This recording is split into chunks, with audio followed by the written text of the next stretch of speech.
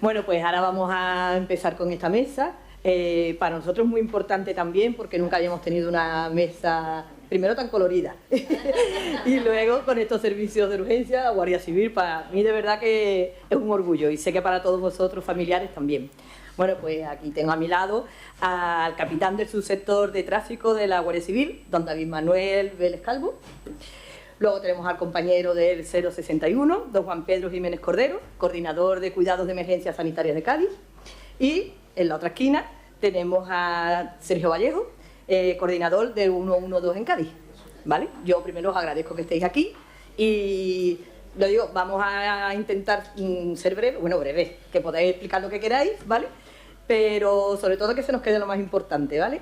Yo, aunque tengo aquí un guión, os voy a ir alternando las preguntas, por si no os da tiempo, yo tengo subrayadas las más importantes.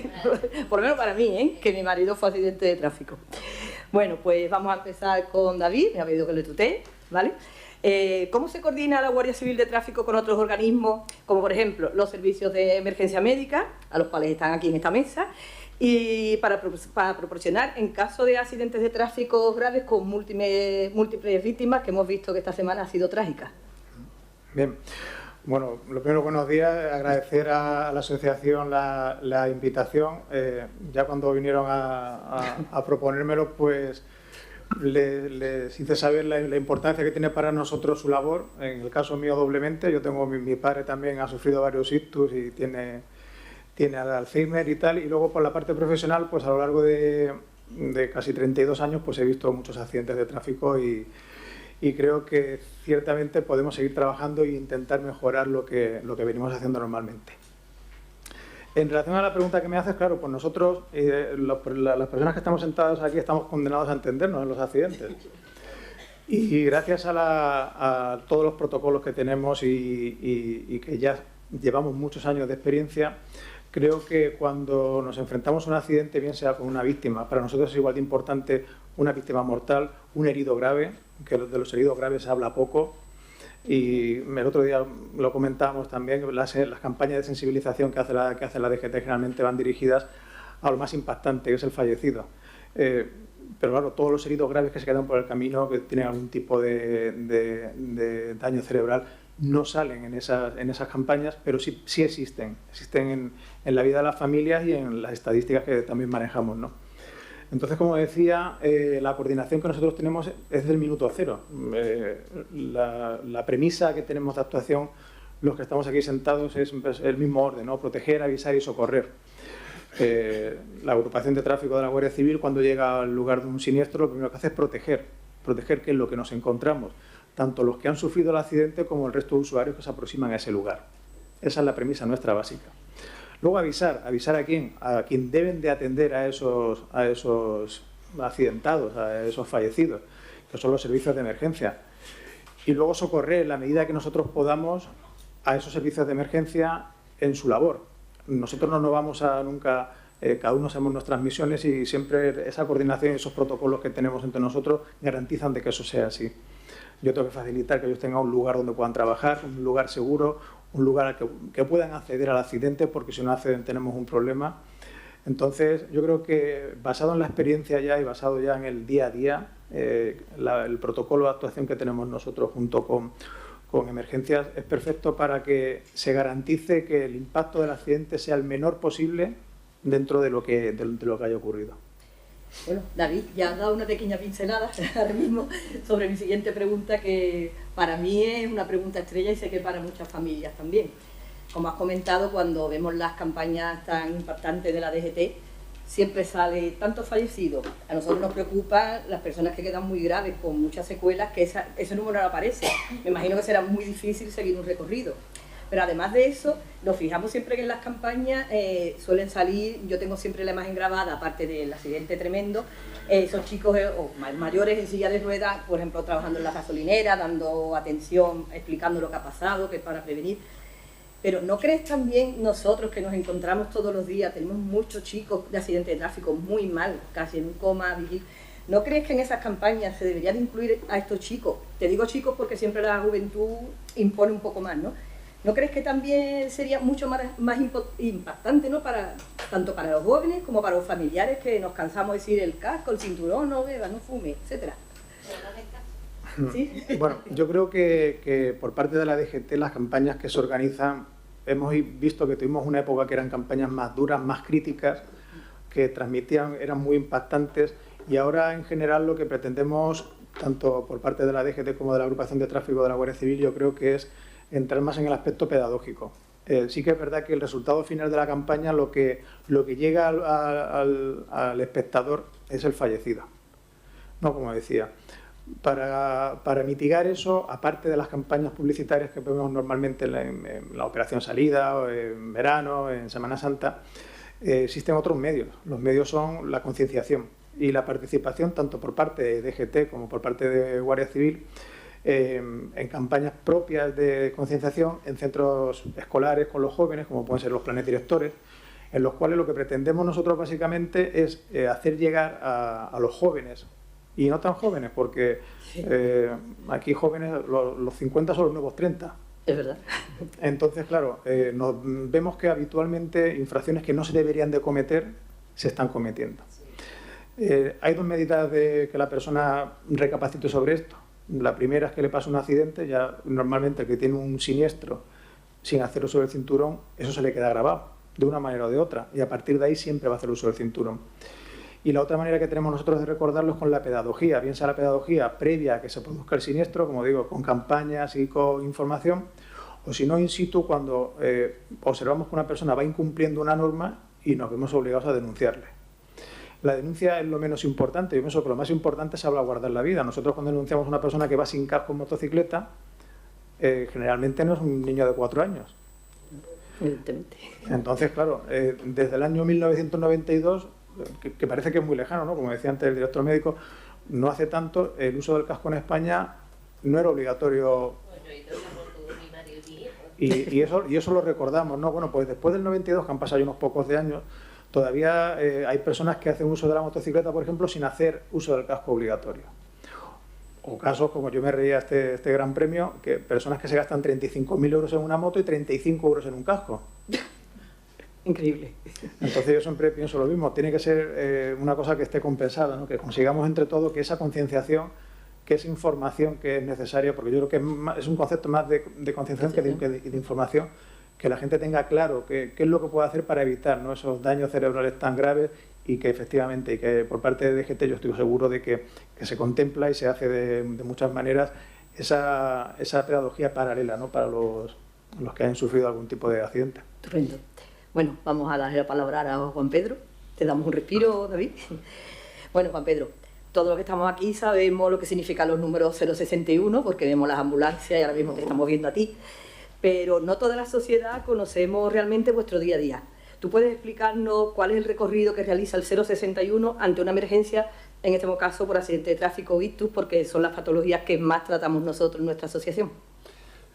Buenos días, y primero agradeceros el habernos siempre invitado a vuestro aniversario, ¿no? Y sobre todo poder exponer un poquito y concretar cositas sobre las emergencias y sobre todo en el daño cerebral, ¿no?, adquirido.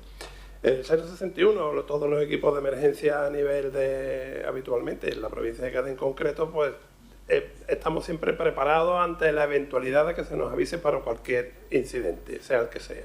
Entonces nosotros estamos continuamente, toda la mañana cuando entramos, los relevos, se preparan las unidades, se comprueba que esté todo el equipamiento necesario, se comprueba que esté todo el equipo, y estamos a la expectativa de que entre una demanda, que nosotros llamamos una demanda, que puede entrar a través de la línea 112, que ahora hablará Sergio, o a través de la línea 061, donde se nos va a pedir una necesidad sanitaria.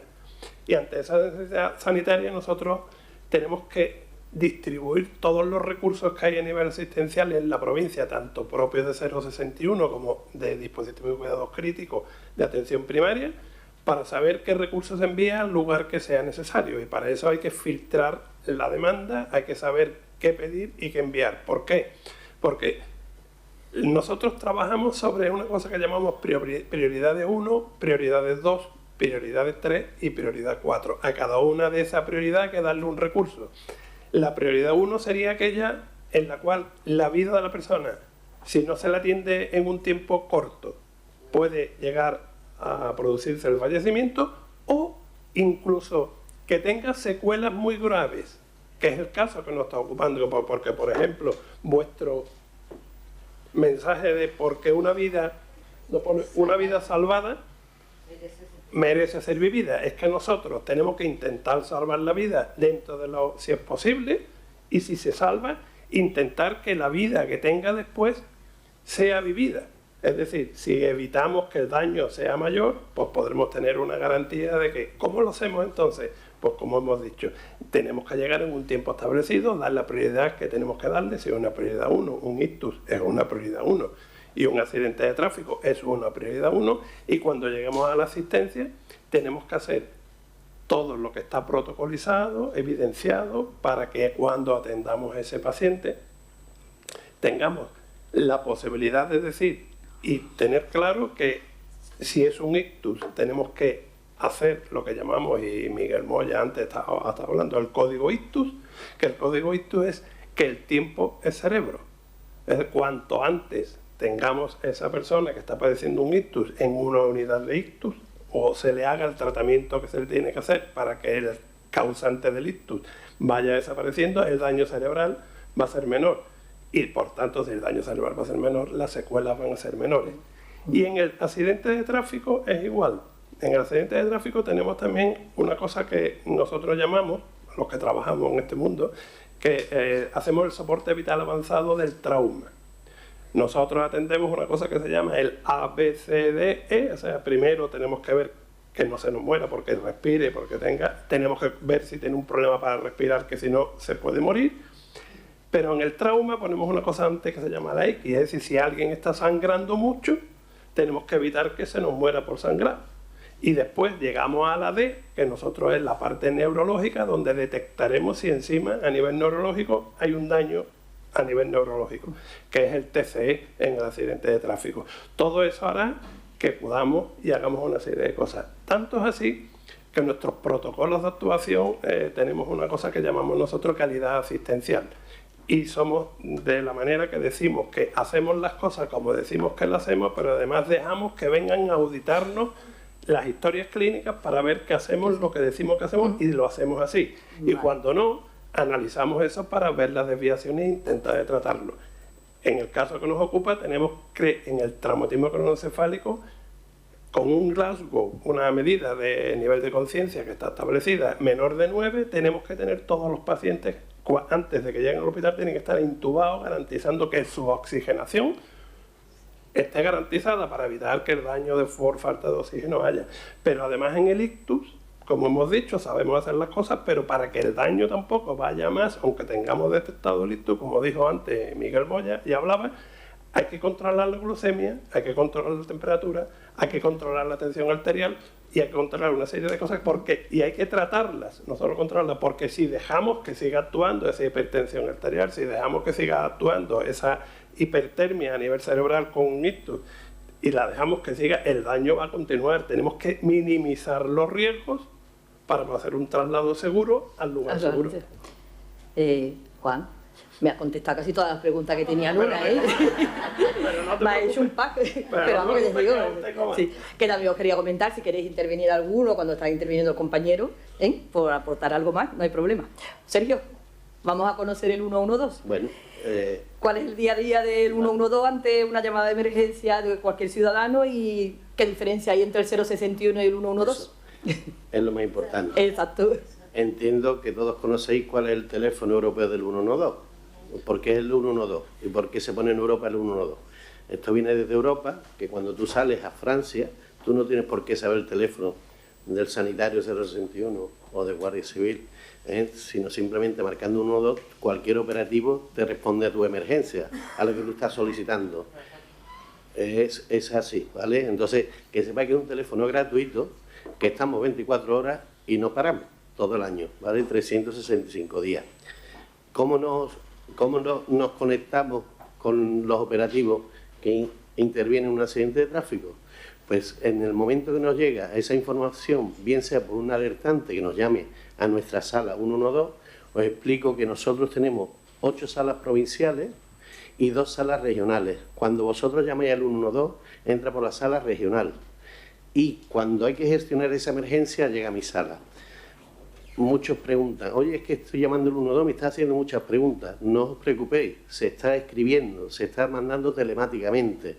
Y si sabemos que un accidente de tráfico, automáticamente si hay una persona cerca de la persona accidentada, se le transfiere por voz. Se dice, no se preocupe, que le vamos a pasar con el coordinador médico o con el recurso sanitario. Y además se está alertando, si es en vía interurbana, se está alertando a la unidad de cota, a la unidad de tráfico de Guardia Civil. Además estamos alertando si esta persona está atrapada en el vehículo, se está alertando a los bomberos, porque son especialistas en excarcelar a estas personas. Todo se hace telemáticamente. Hablamos muy poco ya en la sala, antes era todo mucho teléfono. Ahora un 95% os puedo decir que es telemático. Vais a mi sala y no escucháis nada. Pero no escucháis porque se está trabajando. Es como un chat, ¿vale?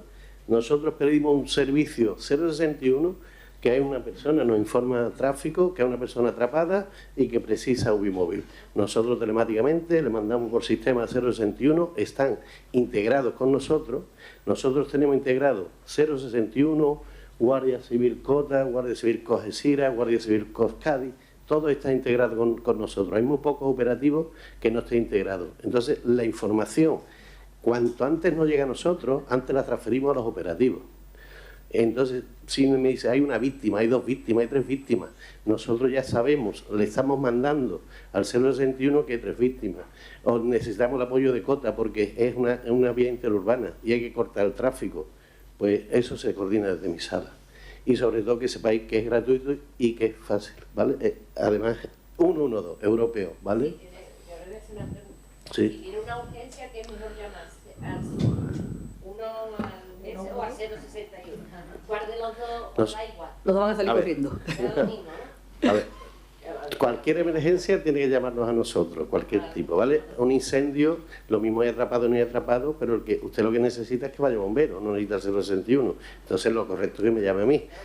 Si usted quiere llamar sanitario directamente, lo puede hacer gustosamente, para eso está. Pero sobre todo, ¿qué tipo de emergencia tiene usted? Es lo que tiene que distinguir. Bueno, David, volvemos contigo. Aunque ya Miguel Moya da alguna pincelada de lo que está entrando en el hospital, a nosotros nos gusta mucho incidir en algunos temas para hacer concienciación. Por ejemplo, uno que nos preocupa muchísimo a todas las madres, bueno, madres, nos preocupa a todo el mundo, pero las madres somos las madres. ¿Estáis detectando más accidentes de tráfico con lesiones graves o irreversibles a consecuencia de consumo de alcohol, estupefacientes, mal uso del casco, móvil al volante, no usar el cinturón de seguridad? ¿Tienes datos? Bueno, si los datos que tenemos nosotros es que indudablemente el incremento de desplazamiento implica que aumente el número de siniestros. Eso está claro, ¿no?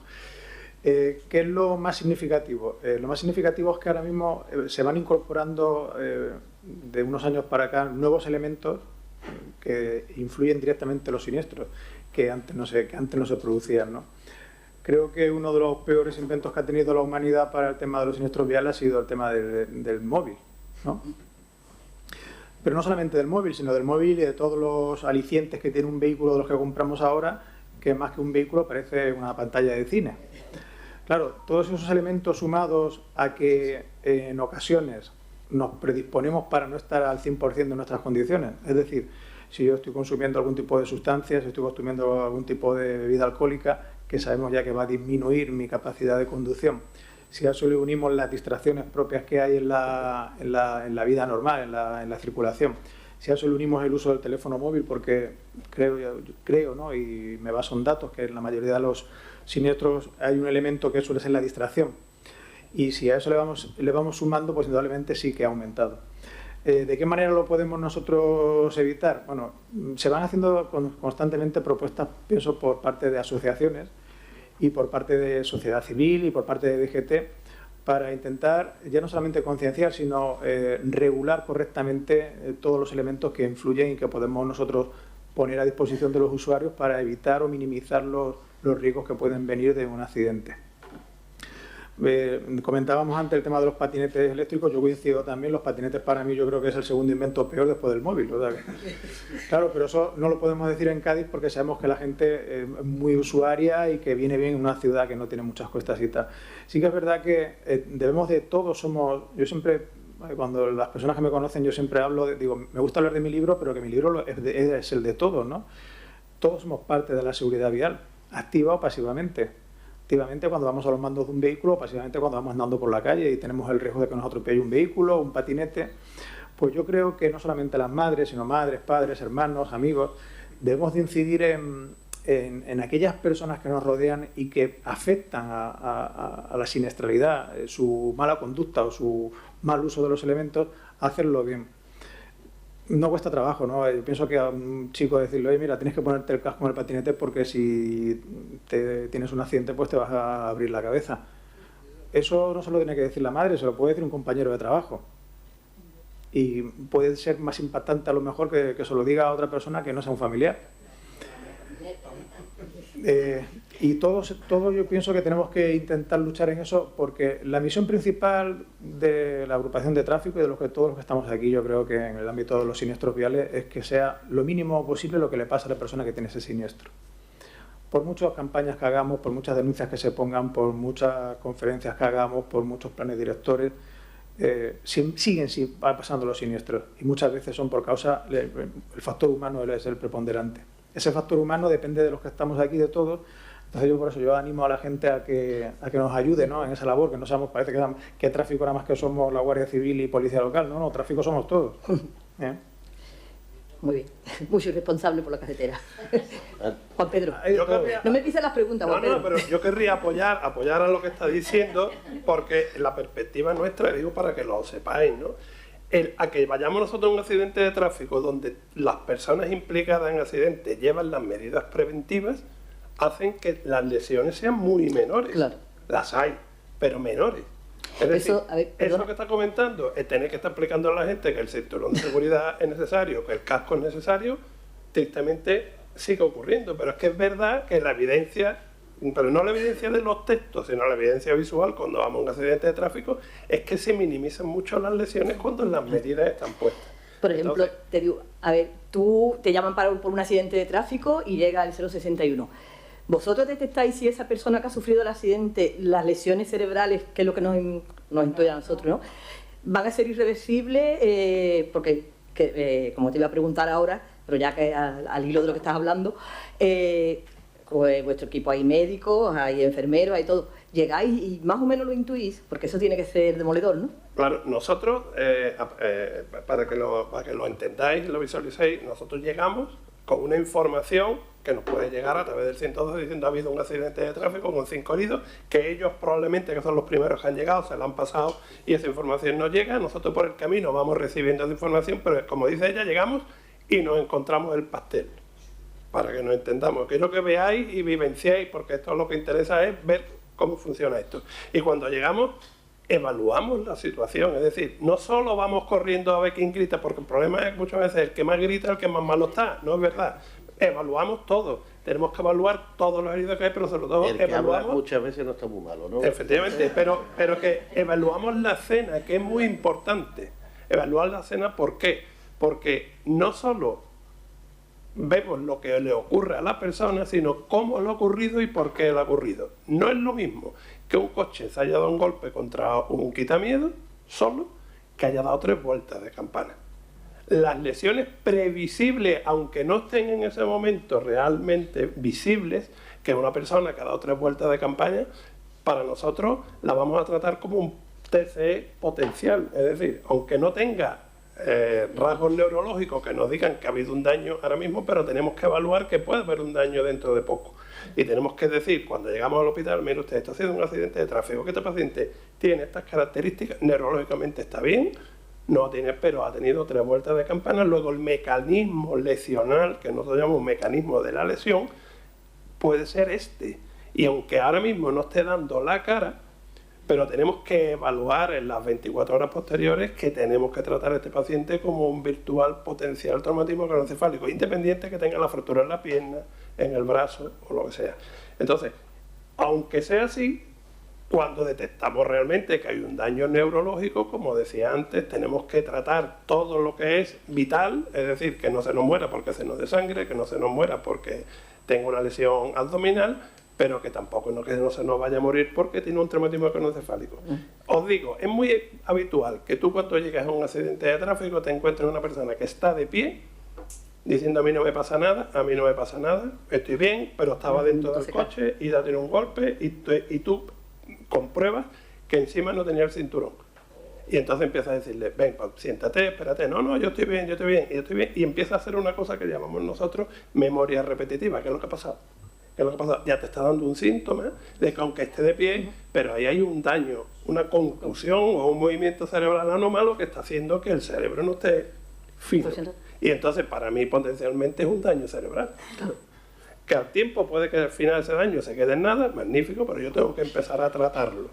Entonces, por eso digo que tengáis la certeza de que siempre que hay un accidente de tráfico, nosotros valoramos al paciente desde la A a la Z, como decimos, es decir, valoramos todo y el daño neurológico. Y cuando medimos lo más mínimo, tenemos la conciencia de que es un daño que está ahí y que el problema no es que vaya a provocar un fallecimiento inminente, porque el problema es que no lo provoca, sino es que las secuelas que va a tener a largo plazo son... Sergio, que está mirando la chuleta. Simplemente. Nosotros que tenemos un centro, gracias a Dios, bastante amplio, con muchísimos profesionales, la coordinación es complicada, porque tenemos que coordinarnos en cada centro, entre los dos centros. ¿Cómo os coordináis entre vosotros? Entre el 112, que me imagino, sin menospreciar a nadie, ¿no?, que sois a lo mejor los que vais a más emergencias o muchas catástrofes y eso. ¿Cómo luego te coordinas? ¿Os coordináis con el 061, con la Guardia Civil? Bueno, nuestra coordinación, como bien te comentaba, es a través de la sala nuestra. Como tenemos el terminal, mandamos toda la información. Pero si hay un accidente de múltiples víctimas, como ocurrió el día del autobús aquí en Cádiz, pues nos desplazamos al lugar, vemos los operativos que están trabajando en la zona, si tiene acordonazo de la seguridad, si están todos los recursos sanitarios.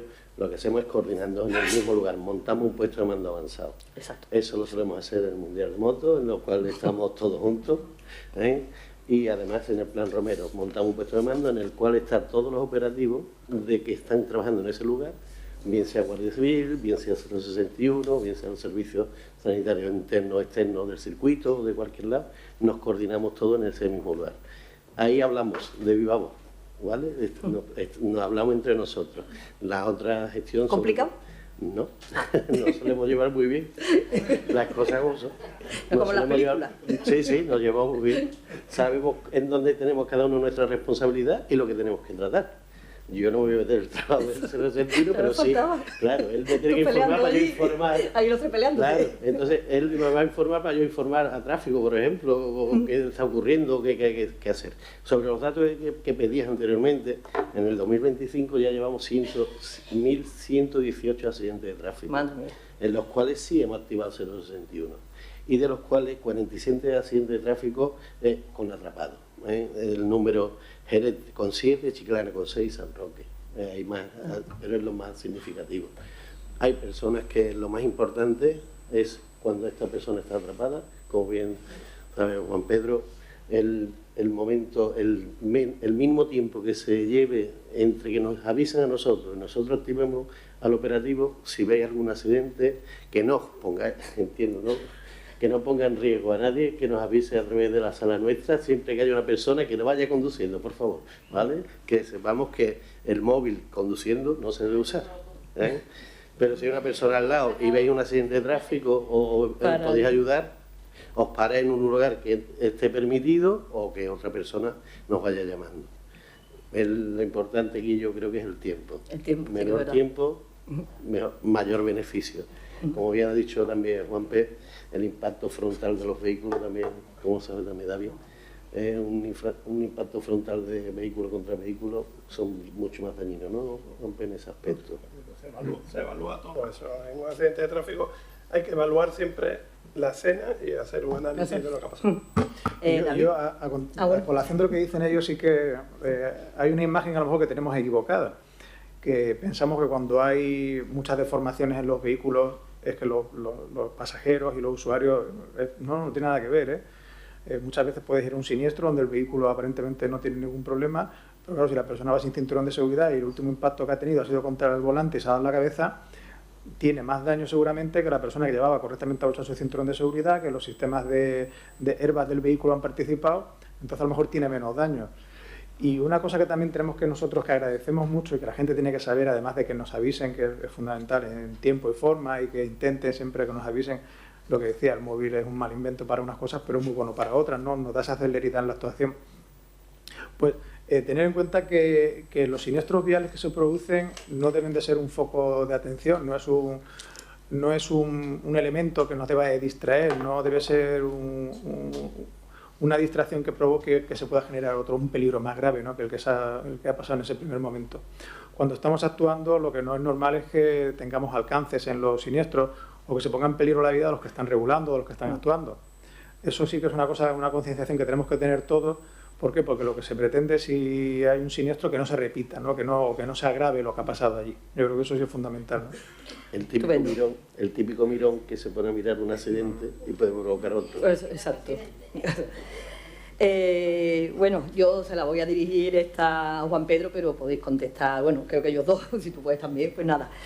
Yo estoy en mi casa, estoy con mi marido, mi hijo, mi madre, y de momento pues lo empiezo a notar cosas raras, ¿no? Pérdidas de memoria, y yo no tengo ni idea de qué le está pasando, pero sé que tengo que llamar a emergencia, al 061, súper nerviosa, histérica. ¿Qué datos le tengo que dar a la operadora? ¿Cómo? Porque me imagino, bueno, nosotros pensamos que está sufriendo un ictus. Claro, como todo, lo que tenemos que primero es, como persona, ya no es primero, no vamos a llamar como persona, tenemos que saber o detectar que a la persona que tengo al lado le está pasando algo anormal. Es decir, y algo normal es algo inusual. Entonces, ¿cómo detectamos o cómo podemos pensar que tengo que llamar? Simplemente, yo no estoy pidiendo que diagnostiquéis un ictus, sino que ante situaciones como estas, deis la voz de alarma. Y entonces, si una persona empieza a perder fuerza en los miembros, o en un miembro, y no puede levantarlo, no puede moverlo, ya estamos diciendo aquí pasa algo anómalo, ese cerebro no está mandando una información correcta. Luego, vamos a llamar al 112 para que llame a 061 y cuando llame al 112 va a decir, ¿qué es lo que quiere usted? Pues mire usted, a mi padre, mi marido, mi esposa, pues no mueve bien el brazo, ya. O que está hablando raro, cuando siempre ha hablado normal. O que se le ha caído como la cara de lado, tiene el labio caído. O que no es capaz de ponerse de pie. O que tiene dolor, o unos mareos raros extraños. O que incluso tiene hormigueo en la cabeza o dolor de cabeza inusual. Entonces, esa alarma hay que darla, se llama al 112, se nos pasa la llamada, nosotros recibimos esa información y acudirá a un equipo sanitario y valorará realmente si esos datos que nos estáis dando o los básicos que nos habéis dado, haremos una anamnesis completa, haremos una valoración neurológica y si se detecta el ictus, como hemos dicho, vamos a activar el código. Me están diciendo ya que tengo que cortar, ¿no? Sí. Bueno, yo hay una pregunta que nos preocupa mucho a nosotros y es, en el caso de los tres, ¿no? ¿Cómo llegáis a las zonas rurales? ¿Qué atención dais? Porque muchas veces es muy complicado. Jefe, capitán, me toca. Bueno, nosotros en materia de seguridad vial sí llegamos a toda la provincia. Nosotros sí llegamos a toda la provincia y de hecho en la dispersión que tenemos geográfica en Guardia Civil, porque en materia de tráfico no solamente está encargado la agrupación de tráfico, específicamente sí, pero genéricamente está encargado toda la Guardia Civil, ¿no?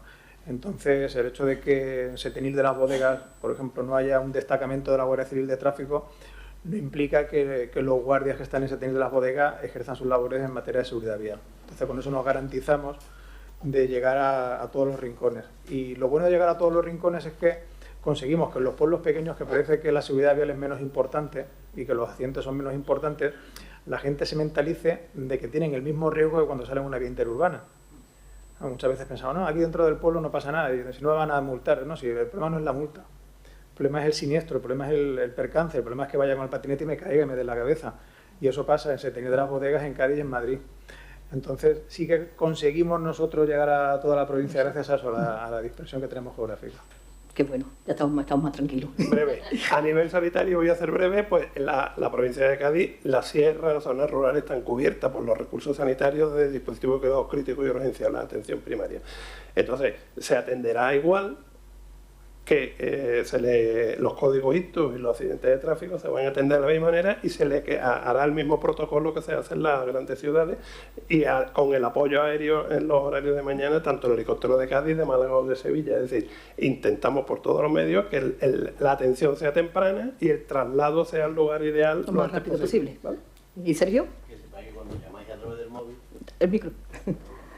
Que cuando llamáis a través del móvil geolocalizamos la llamada. Sabemos exactamente con coordenadas geográficas dónde estáis.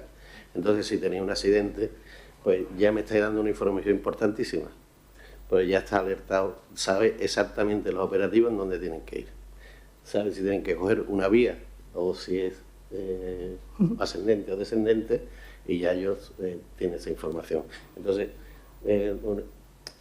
ante la geolocalización era más complicada porque hablamos en ciudad entre 2 y 5 kilómetros. En lo que es el campo o vía externa entre 40 y 50 kilómetros, pero ahora la geolocalización es casi exacta, de 0 a 5 o 10 metros, ¿vale? Que nos localiza muy bien. Entonces, vale. Bueno, pues yo creo que una mesa súper interesante, daros las gracias a los tres. Yo os emplazo para... ¿Qué? Corta, sí, es que es lo que iba a decir, que os emplazo a otra mesa, ¿no?